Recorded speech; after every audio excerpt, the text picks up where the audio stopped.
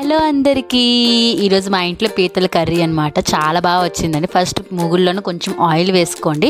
Oil వేసుకొని పీతలు బాగా ఫ్రై చేసుకోవాలి. కలర్ మారినంత వరకు ఫ్రై చేసుకోవాలన్నమాట. చాలా బాగా వస్తుందండి ఈ రెసిపీ. బ్యాచిలర్స్ కూడా ఈజీగా ట్రై చేయొచ్చు, ఎందుకంటే చాలా ఈజీ అండి ఈ రెసిపీ.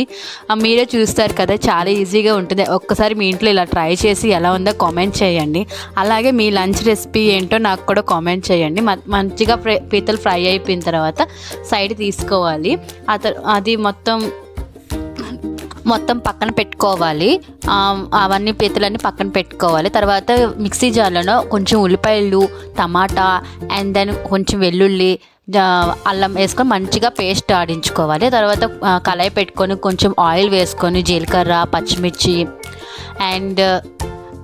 వేసుకోవాలి. అండ్ ఉల్లిపాయలు కూడా వేసుకోవాలి. మంచిగా ఫ్రై అయిపోవాలి. ఆ తర్వాత మనం కచ్చపచ్చగా ఈ పేస్ట్ ఆడించుకొని మళ్ళీ అందులో వేసేయాలన్నమాట. మంచిగా కలుపుకోవాలి. ఆ మసాలా అంతా పట్టాలి. ఆ తర్వాత కారం, పసుపు, సాల్ట్ ఈ 3 వేసి మంచిగా ఆ మసాలాకి, ఆ పేస్ట్కి స్పైసెస్ అంతా పట్టాలి బాగా. తర్వాత కొంచెం ఆయిల్ తేలిన తర్వాత చింతపండు గుజ్జు వేసుకోవాలి. ఇది నేను ఒక నిమ్మకాయ సైజ్ అంతా చింతపండు గుజ్జు వేసుకుంటున్నాను. కొంచెం వాటర్ వేసుకొని ఇలాగా బాయిల్ అయిన తర్వాత పీతలన్నీ వేసేయాలండి. అంతే, ఈజీ రెసిపీ అండి. మంచిగా ఆ పీతలన్నీ ఒక 10 minutes ఇలా కుక్ అయిపోతే మంచిగా కుక్ అయిపోయినట్టు. లాస్ట్లో కొత్తిమీర వేసుకోవాలి. అంతే, ఈజీ రెసిపీ అండి. ఒకసారి